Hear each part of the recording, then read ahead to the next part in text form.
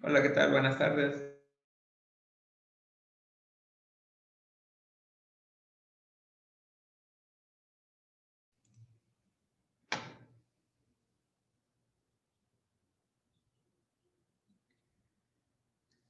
Bueno, en clases anteriores estuvimos platicando sobre máximos y mínimos. Ya vimos cómo se define un máximo absoluto o global, un mínimo absoluto o global, y también los extremos relativos. Vimos algunos ejemplos y vemos también este teorema del valor extremo, este teorema de Fermat. Vimos la definición de número crítico. Para esta función encontramos los puntos críticos. Vimos también este teorema que nos dice que si tenemos una función que tiene un extremo local en algún punto, entonces ese punto es un número crítico de la función. Y platicamos sobre el método del intervalo cerrado que nos sirve para encontrar los valores máximos y mínimos absolutos de una función continua en un intervalo cerrado. Lo que tenemos que hacer es encontrar los valores de f en los números críticos de la función. Además, encontrar los valores de la función en los extremos del intervalo y finalmente comparar los valores de la función. El más grande de estos valores pues será el valor máximo de la función y el más pequeño el valor mínimo absoluto en ese intervalo. Y nos quedamos, si mal no recuerdo, en este ejemplo.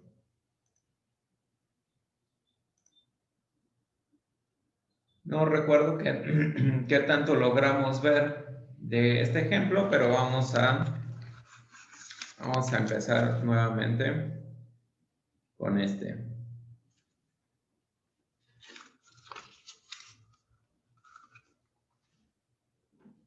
Así que, bueno, vamos a empezar.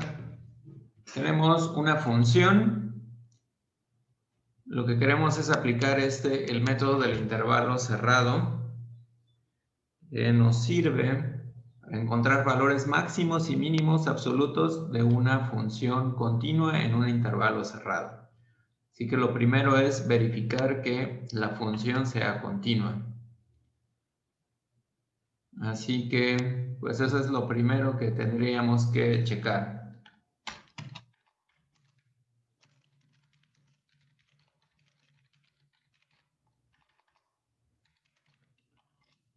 Y a ver, ustedes díganme si es esta una función continua.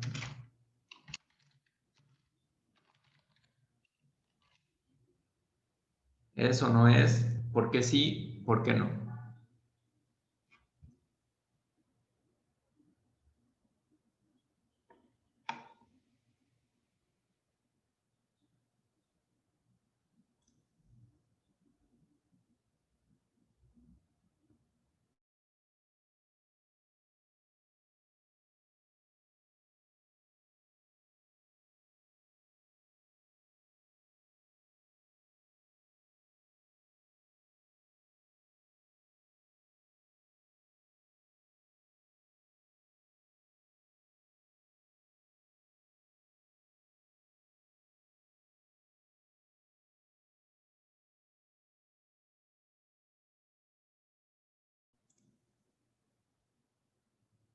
Ok, si es continua, ¿por qué?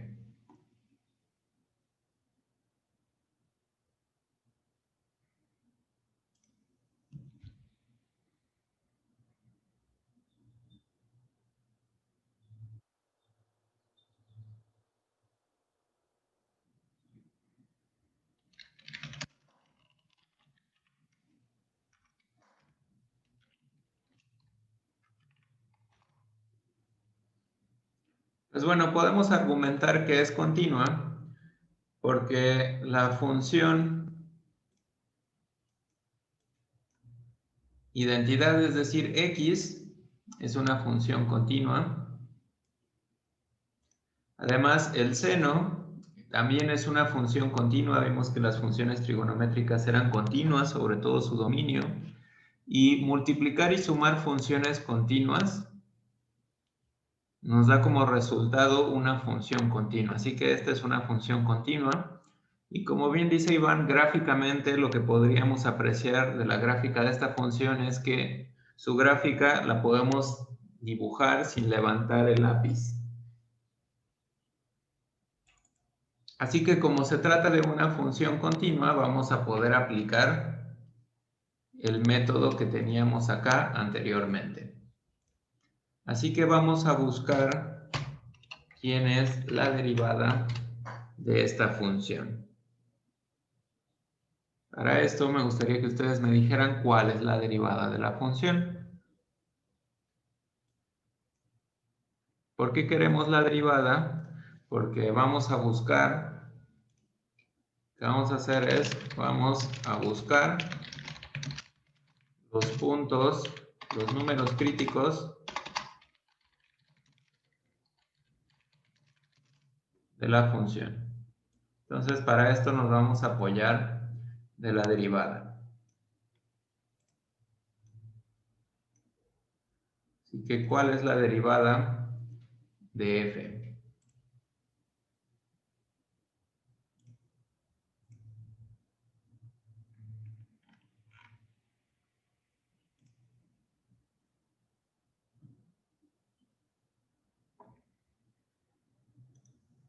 Uno menos 2 coseno de x. Ok, muy bien. Ahora, para buscar los números críticos, igualamos a 0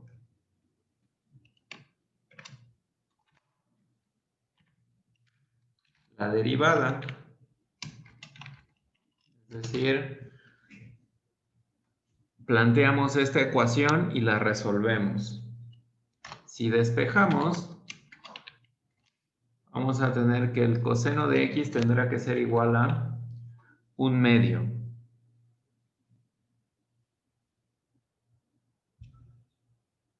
¿Qué valores de x nos dan como resultado que coseno de x debe ser igual a 1/2? Ya me acordé, hasta aquí llegamos el día de ayer y ustedes iban a checar cómo podíamos resolver esa ecuación.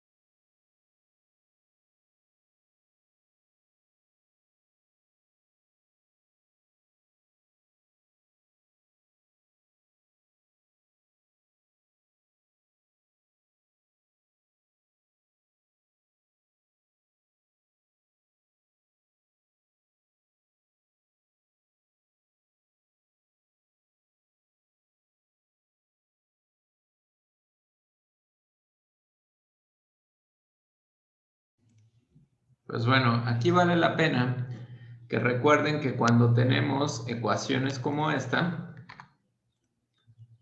lo que hacemos es podemos aplicar a ambos lados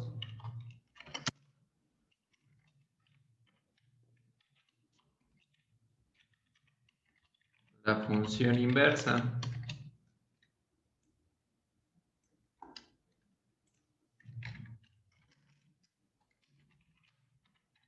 Entonces aplicamos coseno inverso a ambos lados y así podemos despejar la x y nos queda que la x va a ser igual al coseno inverso de 1/2.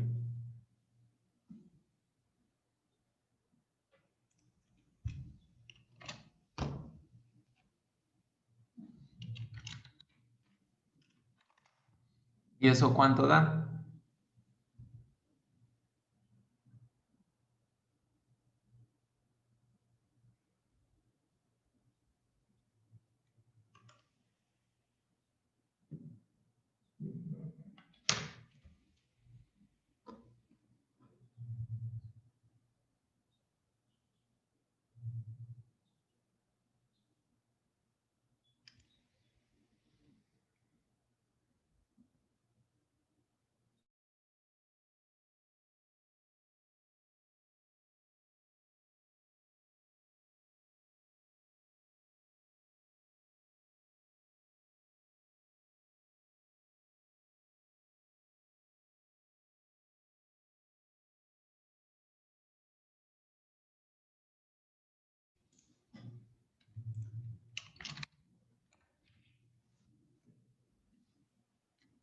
Si hacen esas cuentas, nos va a dar pi tercios.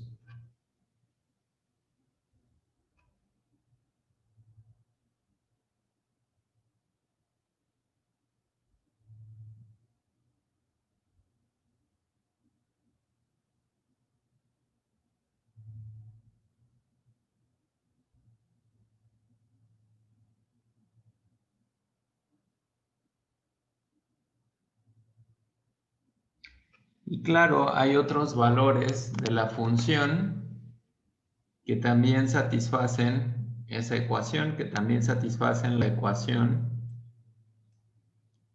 de que 1 menos 2 coseno de x sea 0. No sé si sí queda claro así como se ve aquí, o si prefieren que lo escriba en el pizarrón.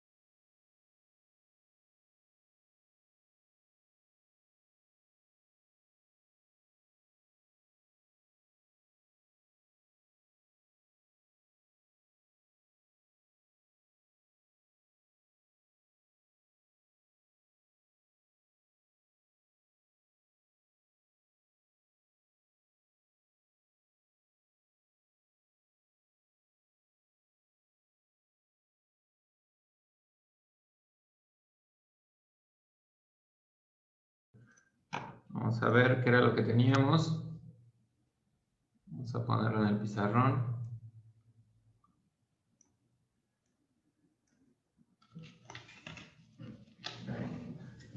Teníamos nuestra función f de x igual a x menos 2 seno de x.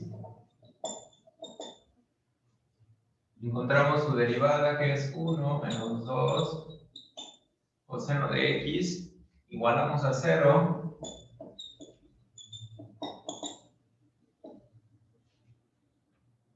Es decir, planteamos esta ecuación para encontrar los números críticos. Por la manera en la que está dada la derivada, pues la derivada siempre está definida, así que no hay lugares a donde no esté definida. Así que únicamente vamos a buscar los lugares a donde la derivada se hace cero.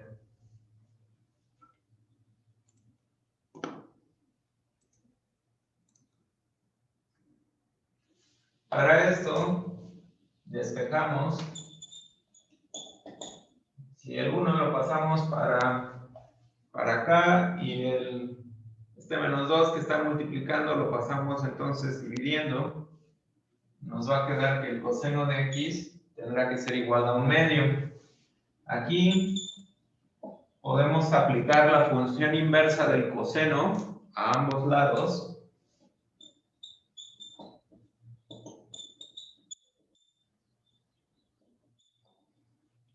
Y lo que nos va a quedar aquí es que el coseno inverso del coseno de x nos queda simplemente x, y el coseno inverso de 1/2 nos da pi tercios. Ahora, si nos regresamos acá, saquen ustedes coseno de pi tercios y verifiquen. Pueden verificar que efectivamente coseno de pi tercios da 1/2. Claro, recuerden tener su calculadora en radianes para que sea correcto esto que estamos aquí diciendo.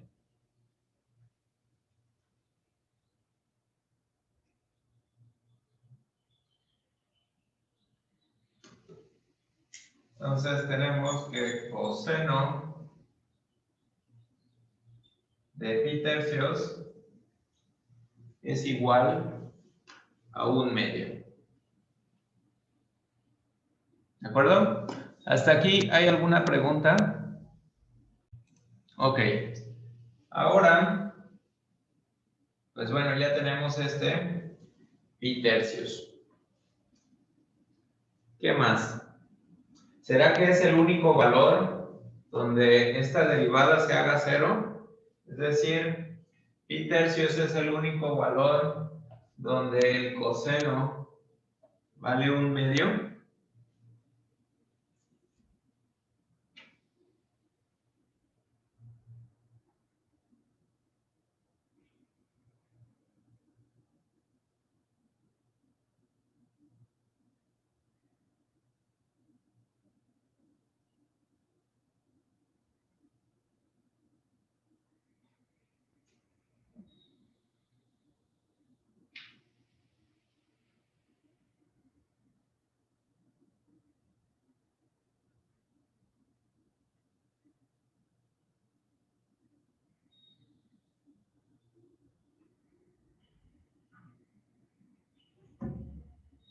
Aquí vale la pena recordar cómo es la gráfica de la función coseno.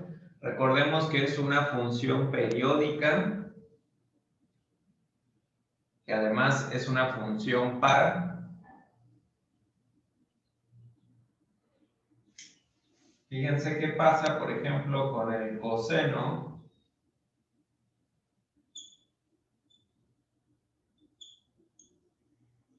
¿Qué pasa con el coseno de 5 pi tercios?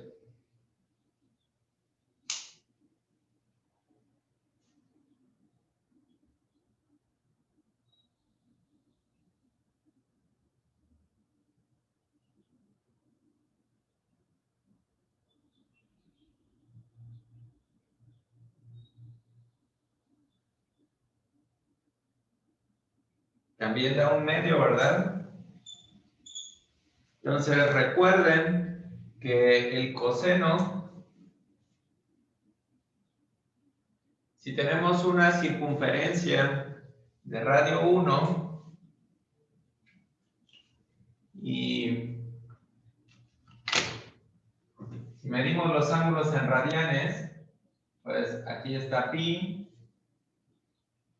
y más o menos aquí está pi tercios.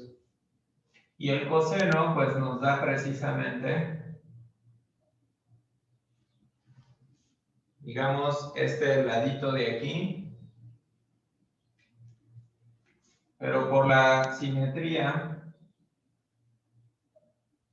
de la función, también acá, también aquí en 5 pi tercios, la función coseno va a tener el mismo valor.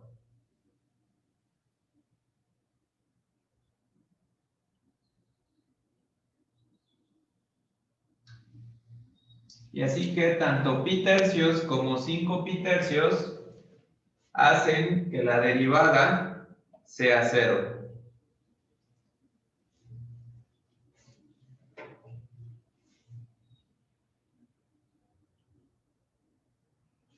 Observen que de despejar la ecuación obteníamos este valor. Para obtener el valor de 5 pi tercios hay que recordar las propiedades de la función coseno para tener el otro valor donde el valor del coseno coincide con el otro. ¿De otra forma lo pudiéramos haber pensado? Pues bueno, podríamos pensar en que el coseno es una función periódica de periodo 2pi y además tendríamos que coseno de pi tercios coincide con el coseno de menos pi tercios. ¿Esto por qué? Porque el coseno es una función par. Y además el coseno es una función periódica de periodo 2pi. ¿Esto qué quiere decir?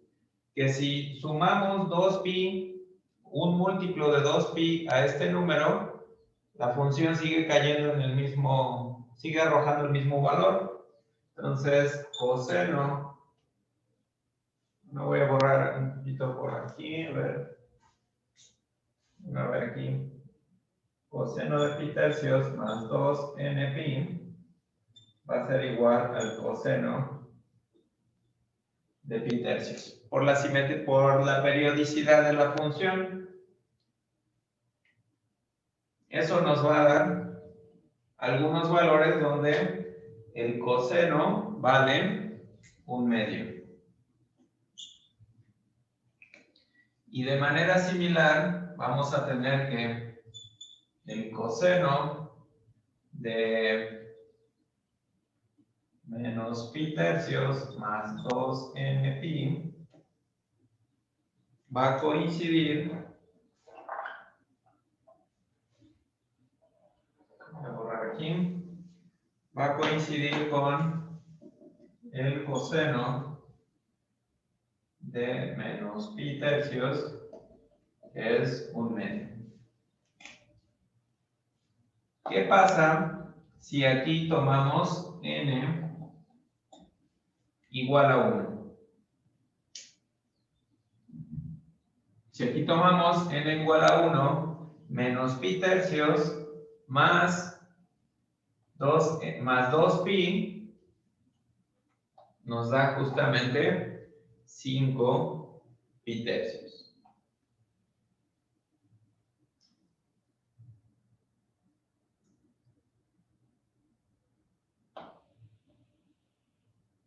Y entonces todos estos valores que están aquí, tanto estos como estos, son solución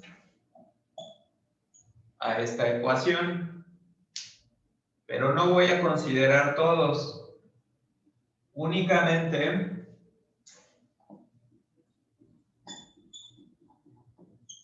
vamos a considerar los que están en este intervalo, porque era lo que nos planteaba el ejercicio. Teníamos que encontrar los valores máximos y mínimos de esta función en este intervalo. Así que únicamente nos vamos a quedar con los valores que dan solución a esta ecuación y que además están en el intervalo de 0 a 2pi. Y esos valores son justamente pi tercios y 5 pitercios. ¿Hasta aquí alguna pregunta?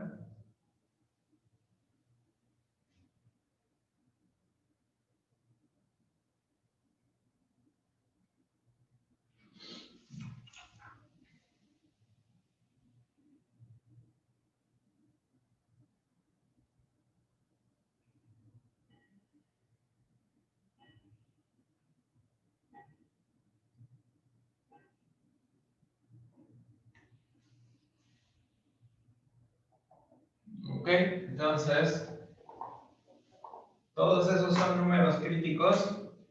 Entonces vamos a poner los números críticos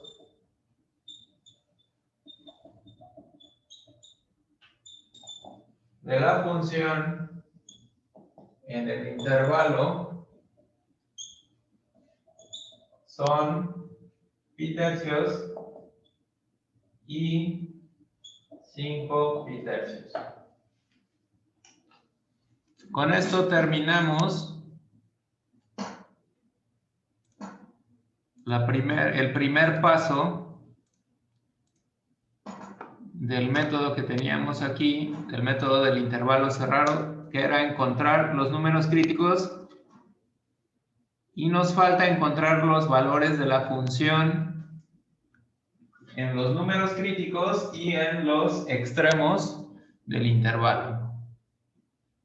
Así que eso es lo que vamos a hacer enseguida.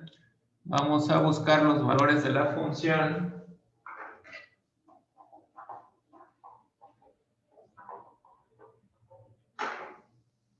Ahora lo que necesitamos es f de 0, f de pitercios, f de 5 pitercios y f de 2 pi. Es decir, tenemos que evaluar estos valores en nuestra función original. ¿Me ayudan a encontrar estos valores?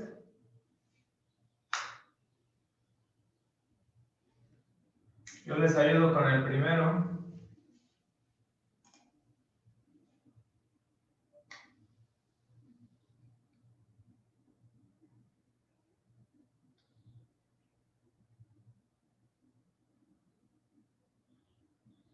Si quieren también les ayudo con el último, que sería pues 2pi menos 2 por seno de 2pi. Pero el seno de 2pi es 0, así que aquí únicamente nos queda 2pi. Hay que evaluar en la función porque queremos ver qué valores toma la función en esos puntos.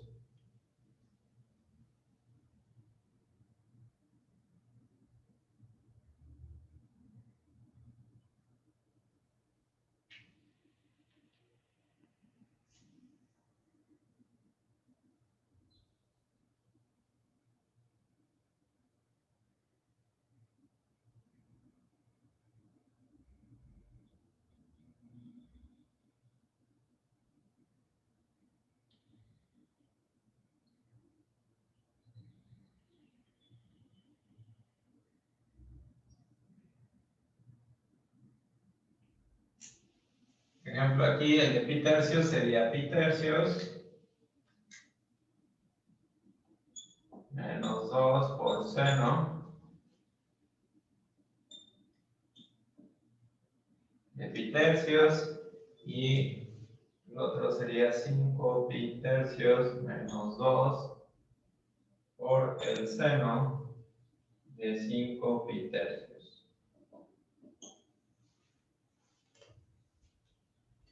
Y aquí habrá que buscar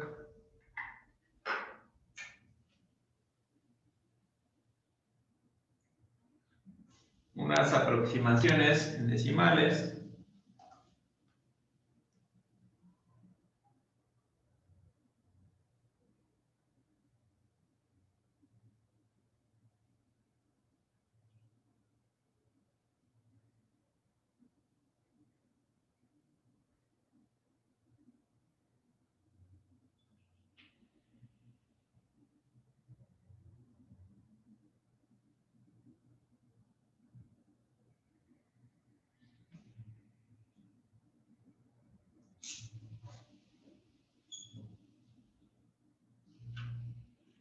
Aquí me da menos 0.68.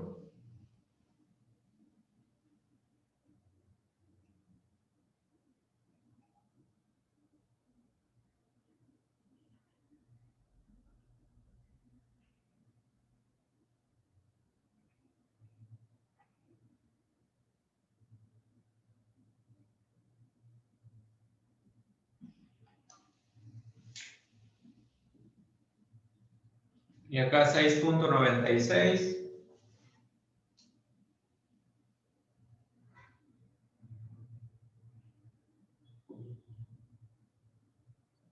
Y para que sea más fácil compararlos con 2pi, vamos a poner ahí una aproximación.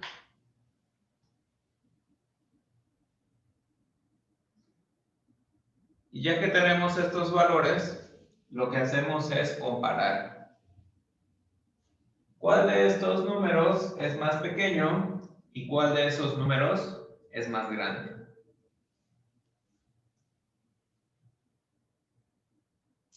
Pues el más pequeño es este y el más grande es este de acá, ¿no es cierto?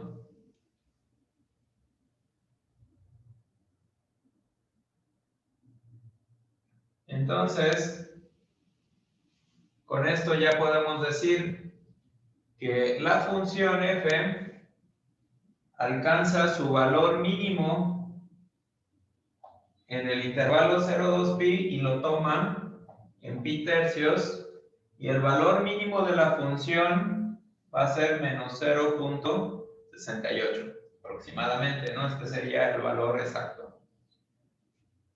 Que la función f alcanza, o el máximo de la función f en el intervalo 0,2pi se alcanza en 5 pi tercios, y es aproximadamente 6.96 el valor máximo que toma la función en este intervalo.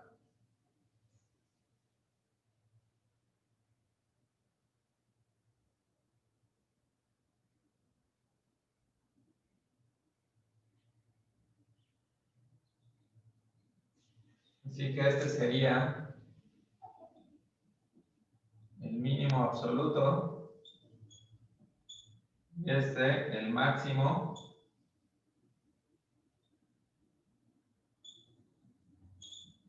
El máximo absoluto de esta función en el intervalo 0,2pi. ¿Hasta aquí alguna pregunta?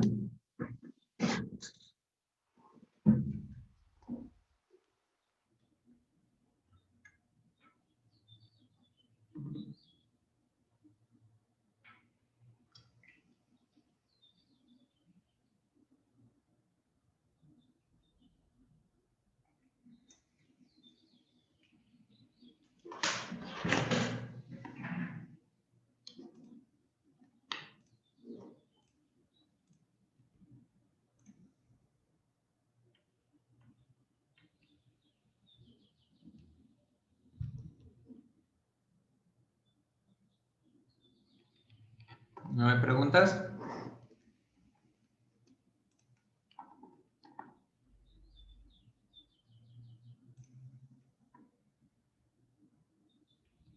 Ok. Entonces, vamos a poner otro ejemplo. La situación va a ser la misma. Vamos a tener que encontrar los valores mínimo y máximo de la función en un intervalo. Vamos a aprovechar una diapositiva por acá que tenía el error del intervalo. Pero antes de pasar a la otra, quería que hiciéramos la gráfica de esta función.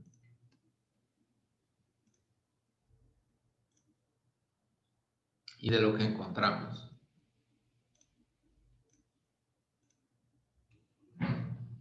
Entonces, vamos a poner la función x menos 2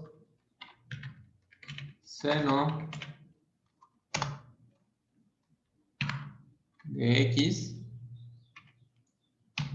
¿Cómo le podremos poner aquí el intervalo 0?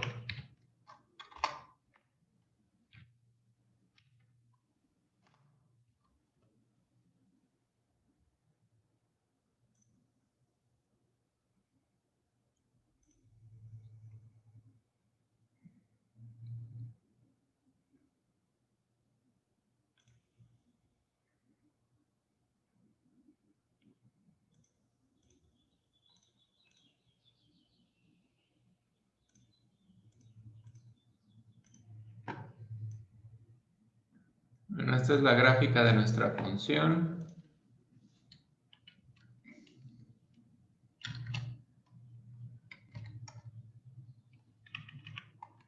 Voy a poner unas rectas verticales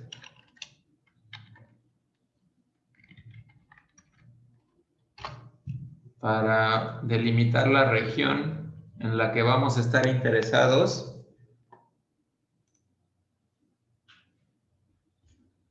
Y si recuerdan, lo que nosotros hicimos fue derivar la función. Aquí está en naranja, en gris, perdón, la derivada de la función. Y vean que efectivamente si tomamos una recta horizontal, pues esta, si tomamos la recta horizontal, nos fijamos